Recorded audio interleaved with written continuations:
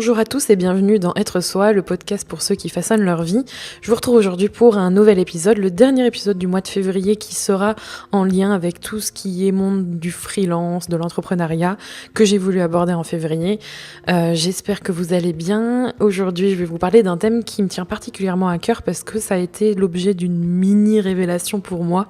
Du moins, ça a été une prise de conscience par rapport à un comportement ou à un ressenti que j'avais vis-à-vis de ma vie, vis-à-vis de mon travail, vis-à-vis de mes passions. Je me suis rendu compte que j'étais quelqu'un de multi-passionné. Être multi-passionné, c'est quelque chose qu'on n'évoque pas énormément, ou du moins, quand j'ai fait quelques recherches en français, vous allez comprendre pourquoi je dis en français, j'ai trouvé très peu de ressources. Je suis tombée pas mal sur des choses sur des personnes au multipotentiel, des personnes zèbres, donc ça c'est quelque chose que j'avais déjà trouvé auparavant. Et là, le côté multi-passionné, pour moi, ça m'a... je sais pas, ça m'a fait comme une petite lumière, ça a été une mini révélation pour moi, parce que je me suis énormément reconnue dans ce terme et je trouve qu'il me représente vraiment beaucoup dans la façon dont j'appréhende mon quotidien, mon business, mes passions, et c'est ce qui en même temps a été jusqu'à aujourd'hui, parce que maintenant que j'ai pris conscience de ça, je veux en faire une force. Ça a été d'abord une faiblesse et ça a été aussi quelque chose que je percevais comme négatif jusqu'à aujourd'hui. Alors en fait, c'est quoi être multipassionné ?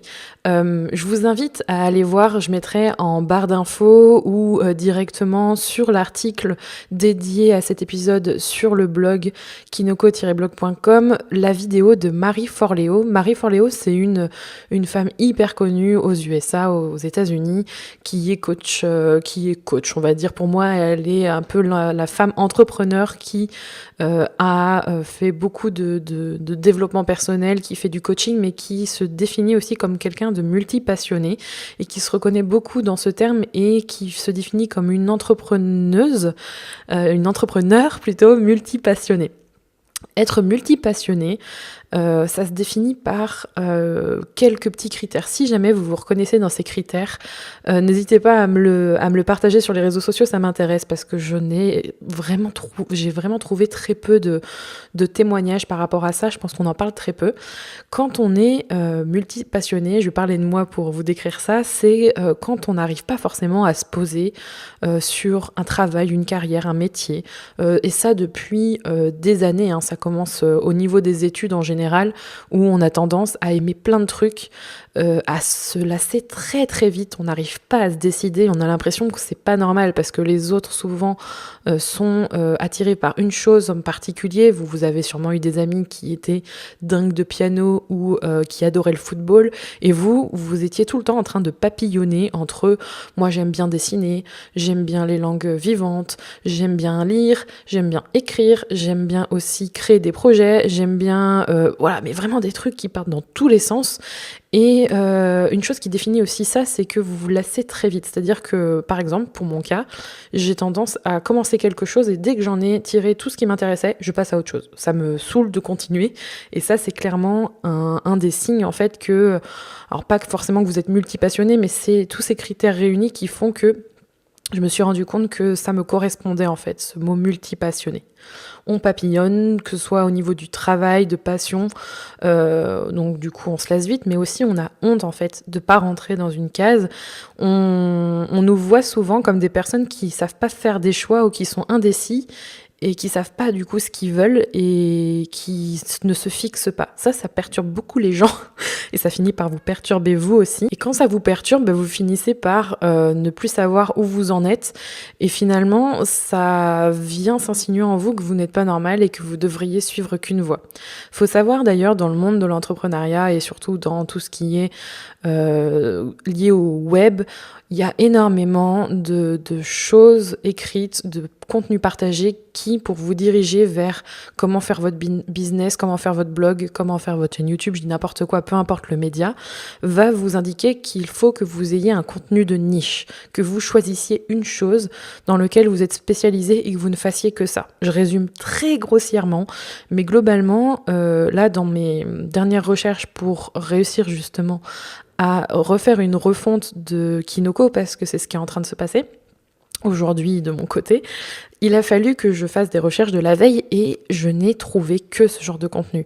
Et je peux vous dire qu'en tant que personne qui aime énormément de choses, qui n'arrive pas à se fixer, qui aime beaucoup de choses à la fois, qui n'arrive pas à se décider, on veut tout faire en fait, on aime faire tout, c'est très dur de se dire mais je peux pas faire juste une chose et me fixer sur ça, c'est pas possible pour moi.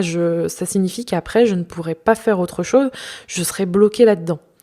Donc voilà, c'est un peu ça pour moi, ce qui est être multipassionné, et c'est aussi quelque chose qui, je pense, est vécu par beaucoup de personnes ou qui est réfréné. On réfrène beaucoup cette façon d'être en fait, cette façon d'être ouvert à énormément de choses, de passer à autre chose, d'apprendre, de se dire voilà, je vais apprendre ça, maintenant j'ai envie d'apprendre ça pour construire quelque chose, parce que c'est comme ça que je le vois. C'est quelque chose qu'on réfrène parce qu'on se dit qu'en fait aujourd'hui on doit être spécialiste d'une seule chose pour être déjà crédible, pour que ça fonctionne, pour gagner sa vie. Mais finalement, moi, ça n'a jamais été mon cas en fait. J'ai toujours fait énormément de choses différentes. Et je m'aperçois avec le recul que ça en fait plus une force qu'une faiblesse, même si j'ai toujours pris ça pour une faiblesse jusqu'à très récemment.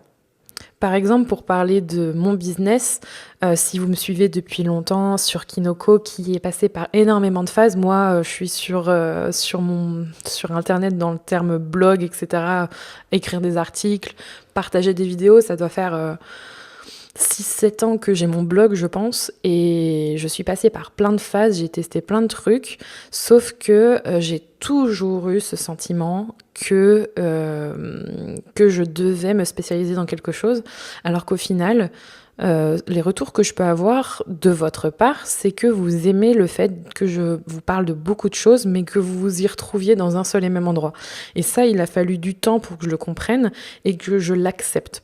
Parce qu'on a tendance à nous faire comprendre que quand on est multi-passionné, qu'on a tendance à vouloir aller sur beaucoup de choses, que ça ne va pas marcher. Que ça va pas marcher, que vous allez devoir à un moment arrêter de papillonner, vous concentrer sur un truc, foncer sur ce truc et oublier le reste. Ça, c'est dur parce que quand on est vraiment intéressé et ouvert par beaucoup de sujets, beaucoup d'objets, beaucoup de choses différentes, c'est impossible de réfréner sa nature. Enfin, c'est comme si je vous disais arrête d'aimer telle chose, quoi. Ça fait partie de vous et c'est violent en fait de se dire ça. Et du coup, je pense que à force de réfréner les choses, au bout d'un moment, il y a un point de rupture et on se dit non, là, faut faire vraiment ce que tu as envie.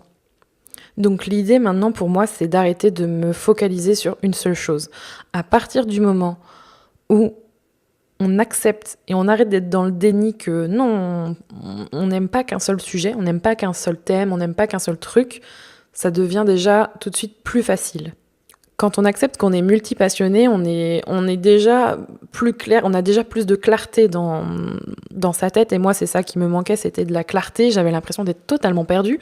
Récemment, c'était un peu le cas. J'étais paumée et j'étais focalisée sur le fait qu'il fallait que je me concentre sur une seule chose et que je devais trouver ce truc qui était à moi, que je devais le détenir. Comme par exemple, là, je me disais, il faut absolument que je ne parle que du domaine de la beauté, que je trouve ce que je peux faire autour de ça. Mais les cosmétiques asiatiques, ça me plaît beaucoup, mais j'aime aussi beaucoup parler d'entrepreneuriat, j'aime aussi beaucoup parler de bien-être, de bonheur, de corps, de tatouage, de mon chat, de ma vie, de mes voyages. Voilà, il y a des trucs, c'est juste pas possible, je ne peux pas passer à côté. Donc arrêtons, je m'arrête aujourd'hui de me concentrer que sur une seule chose parce que j'ai beau essayer, ça ne marche pas. Donc il faut accepter d'être comme on est en étant vraiment multipassionné et d'accepter de travailler de cette manière et de transformer ça comme quelque chose de fort en vous, de fort en nous, de créer en fait. Pour ma part, c'est créer un business à partir de ça, mais c'est aussi, ça puise sa source en moi, en fait. Le fait d'être multipassionné, c'est moi. Donc, du coup, ça rend la chose un petit peu plus unique et ça reflète réellement ma personnalité.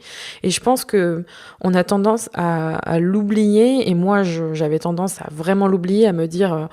bon ben c'est pas grave, peut-être que on m'aime pour tel sujet mais pas pour un autre. Comment je fais pour plaire à tout le monde? Sauf qu'au bout d'un moment, ça devient un truc qui a ni queue ni tête, ça devient impossible et il faut vraiment apprendre à se détacher de la vie des autres parce qu'en fait si c'est fou hein, ce que je suis en train de vous dire parce que honnêtement pour les personnes très proches de moi qui m'écoutent, elles savent à quel point je me prends la tête là-dessus en ce moment et je pense qu'elles vont rigoler, mais apprendre à se détacher de la vie des autres pour moi c'est en fait plus compliqué que ce que je pensais, vu que on a tendance à vouloir faire quelque chose qui fonctionne et il faut accepter en fait dès le départ que ça va pas forcément fonctionner. Donc le fait d'accepter qu'on est multipassionné, qu'on aime beaucoup de choses, qu'on va créer quelque chose qui nous ressemble et qu'on le fait pour nous, et que c'est ce qu'on veut surtout, et qu'on arrête de lutter pour essayer de trouver le truc qui fonctionnera bien pour nous et le seul truc qui fonctionnera bien pour nous, bah là, le seul truc qui fonctionnera bien pour vous, c'est d'aimer plusieurs choses et de faire plusieurs choses à la fois et d'essayer de transformer ça en quelque chose que vous aimez.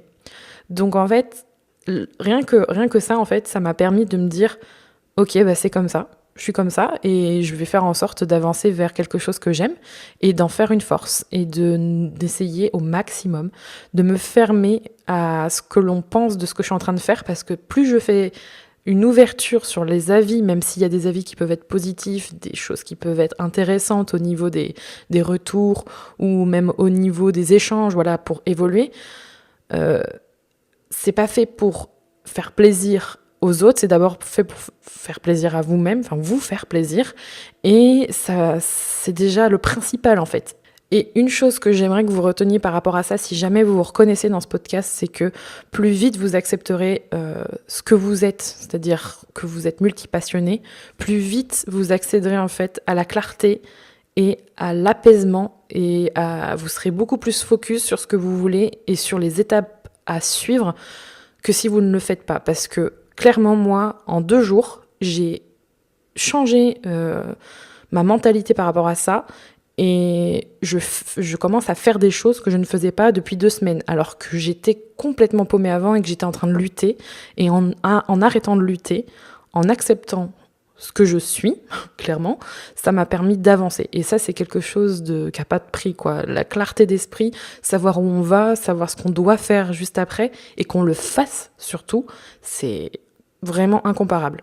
J'espère que cet épisode vous aura plu et que peut-être vous aurez eu votre mini-révélation ou que vous aurez appris un nouveau terme ou de nouvelles choses. Je vous invite à le partager si jamais vous reconnaissez ce comportement chez quelqu'un qui vous est proche. Peut-être que ça lui parlera et que ça pourra l'aider aussi, je l'espère. En tout cas, c'est le but, car moi, c'est ce qui me ferait le plus plaisir, c'est de savoir que ça vous a aidé et que ça vous a peut-être éclairé sur une notion dont vous n'aviez même pas soupçon d'existence. Je suis en train de ne plus parler français à ce stade. Du coup, je vais vous laisser et je vous retrouve la semaine prochaine pour un nouvel épisode de Être Soi. En attendant, prenez soin de vous.